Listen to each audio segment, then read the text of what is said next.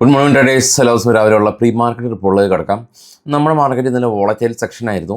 എന്നാൽ പൊതുവേ market global market എല്ലാം തന്നെ കൺസോൾട്ടേഷൻ സോണിലൂടെയാണ് കടന്നു പോകുന്നത്. യു എസ് മാർക്കറ്റ് ആവട്ടെ പോസിറ്റീവായ ഒരു സെൻറ്റിമെൻറ്റ്സാണ് ഉള്ളത്. കഴിഞ്ഞ 2 ദിവസമായിട്ട് യു എസിൽ നിന്ന് യു എസ് വിക്സ് ക്രാഷ് ചെയ്തു. യു എസ് വിക്സ് ഇപ്പോൾ നിൽക്കുന്നത് 15 എന്ന നിലയിലാണ്. ഇന്ത്യ വിക്സോ 18. അപ്പോൾ ഇന്ത്യൻ മാർക്കറ്റിനേക്കാൾ കുറവ് ഫിയർ മാത്രമാണ് യു എസ് മാർക്കറ്റിലുള്ളൂ എന്നുള്ളതാണ്. ബ്രൻ്റ് ഓയിലിൻ്റെ കാര്യം എടുക്കുകയാണെങ്കിൽ അതും ഒരു 104 എന്ന നിലയിലാണ് നിൽക്കുന്നത്. ഒരു നമുക്ക് പറയാൻ ഒരു അസ്വാഭാവികമായ ഒരു കാര്യം എന്ന് പറയുന്നത് ബ്രൻ്റ് ഓയിലിൻ്റെ വില 80-70 റേഞ്ചിലാണ് നമുക്ക് അതിൻ്റെ സ്വാഭാവികമായിട്ടുള്ള വില അല്ലെങ്കിൽ പ്രൈസ് എന്ന് പറയുന്നത്. പക്ഷേ ഇപ്പോൾ ബ്രൻ്റ് ഓയിൽ 115 മുകളിൽ കയറാതെ ഇരുന്നാൽ മതി എന്നുള്ള നിലക്ക് കാര്യങ്ങൾ പോയി. അതായത് $100 ബാരലിന് ബ്രൻ്റ് ഓയിലിൻ്റെ വില ആകുന്നത് അതൊരു നോർമൽ കാര്യം പോലെ ആയി മാറി. കാരണം അതിശക്തമായ രീതിയിൽ ഈ ബ്രൻ്റ് ഓയിലിൻ്റെ വില വർദ്ധിക്കുന്നുണ്ട്. ഇതാണ് ഇപ്പോൾ ഉള്ള ഗ്ലോബൽ പിക്ചർ. നമ്മൾ മാർക്കറ്റ് ക്ലോസ് ചെയ്തതിന് ശേഷം യു എസ് മാർക്കറ്റ് പോസിറ്റീവായിരുന്നു. യൂറോപ്യൻ മാർക്കറ്റ് മിക്സ്ഡ് സെൻറ്റിമെൻറ്റ്സ് ആയിരുന്നു. ഗിഫ്റ്റ് നിഫ്റ്റി ഇപ്പോൾ ഇൻഡിക്കേറ്റ് ചെയ്യുന്നത് ഫ്ലാറ്റായിട്ടുള്ള ഓപ്പണിംഗ് ആണ്. ഒരുപാട് കമ്പനീസിൻ്റെ റിസൾട്ട് ഇന്ന് വന്നിട്ടുണ്ട്. ഒരുപാട് പ്രധാന കമ്പനീസിൻ്റെ റിസൾട്ട് ഇന്ന് വരുന്നുണ്ട്.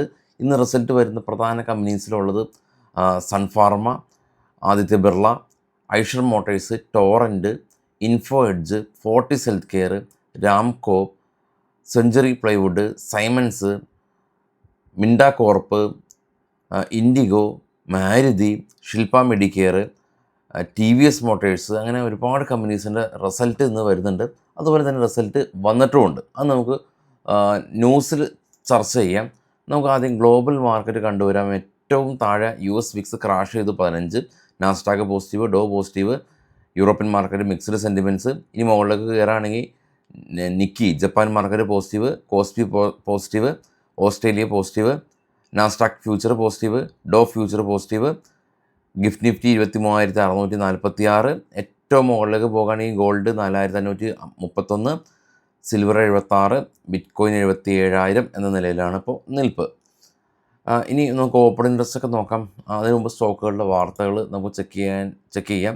ഒരുപാട് കമ്പനീസിൻ്റെ റിസൾട്ട് വന്നിട്ടുണ്ട്. അതിലേക്ക് കിടക്കാം. അതിന് മുമ്പ് ഡിമാറ്റ് അക്കൗണ്ട് നമുക്ക് വളരെ കുറഞ്ഞ ചിലവിൽ നമുക്കത് മെയിൻറ്റെയിൻ ചെയ്ത് കൊണ്ടുപോകാൻ പറ്റും. ഇന്ത്യയിലെ ലീഡിങ് ഡിസ്കൗണ്ട് ബ്രോക്കറാണ് നമ്മുടെ അപ്സ്റ്റോക്ക്. ടാറ്റ ഗ്രൂപ്പാണ് അപ്സ്റ്റോക്കിനെ ബാക്കപ്പ് ചെയ്യുന്നത്. ഫസ്റ്റ് കമ്പനിയിൽ അപ്സ്റ്റോക്ക് അക്കൗണ്ടിങ് ഓപ്പണിംഗ് ലിങ്ക് ഉണ്ട്. നിങ്ങൾക്ക് അക്കൗണ്ട് ഓപ്പൺ ചെയ്യാം.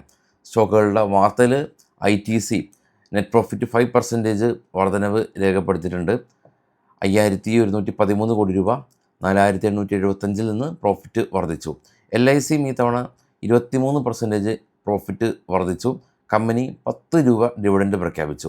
ഗെയിൽ നെറ്റ് പ്രോഫിറ്റ് 40% കുറവ് രേഖപ്പെടുത്തി 1,485 കോടി രൂപയാണ് ഇത്തവണ കരസ്ഥമാക്കിയത്. Max healthcare company net profit 8% വർധനവ് രേഖപ്പെടുത്തി 313 നിന്ന് 342 കോടി രൂപയിലേക്ക് ഉയർന്നു. ഓറോബിൻഡോ ഫാർമ നെറ്റ് പ്രോഫിറ്റ് 2% വർധനവ് രേഖപ്പെടുത്തിയിട്ടുണ്ട്. നെയ്ക്ക നെറ്റ് പ്രോഫിറ്റ് 200% മുകളിൽ വർധനവ് രേഖപ്പെടുത്തി. റവന്യൂ 28% വർദ്ധിച്ചു.